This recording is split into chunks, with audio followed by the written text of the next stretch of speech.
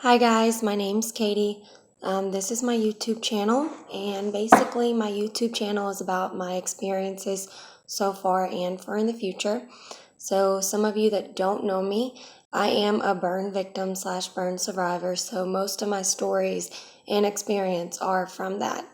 So I'm going to tell you about the day that my life changed back in October 1996 when this all started. So it was a cold, rainy day back in October 1996. I lived in Decula at the time. I have my brother and my two sisters lived there with me, and my mother and my father. So my brother and my sisters were at school. I was homesick, so my mother stayed home with me. And since it was raining, my father was a carpenter, so he was at home with us too.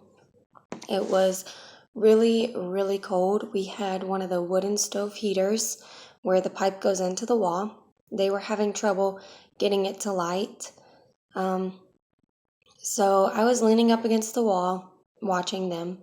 My dad walked out of the room, and as he walked out, my mother got it to light. When he came back into the room, they passed each other, and she didn't say anything. So when he got to the door, he bent down and went to pour in the gas. When he did, it blew up in his face and blew up back through the pipe in the wall where I was leaning up against. I remember being really scared, but I couldn't move. I remember looking down at myself in flames and wanting to scream so loud, but nothing was coming out. I remember everything being silent, quiet, and looking over and seeing my father screaming at my mother and her just standing there in complete shock, unable to move. I watched him run over to her and literally pick her up and throw her out of the house. And next thing I know, I could hear again. I was looking around, but still I couldn't move.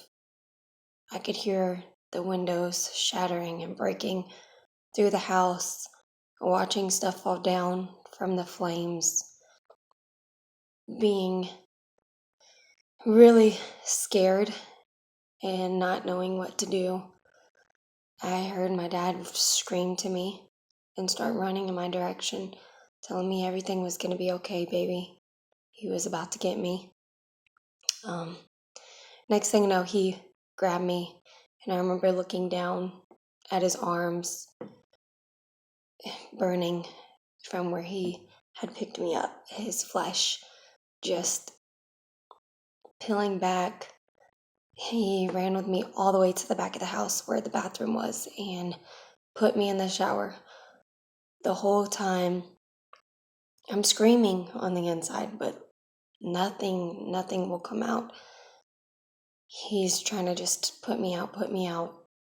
And then he gets the flames off of his arms. He grabs a towel and he picks me up the whole time, telling me, "It's going to be okay. Be strong. Be strong. You got this. Be strong." And he runs with me outside of the house. My mother's standing there, and one of the neighbors are on the phone with the 911. They're calling for help, and they're telling my parents to take my clothes off, get my clothes off of me, which is one of the worst things that you can do. Literally, my skin was melted to my clothes, is the only way I know how to describe it. When they went to take off my clothes, it ripped my skin off with it. So it just felt like burning raw meat. That's what it felt like to me.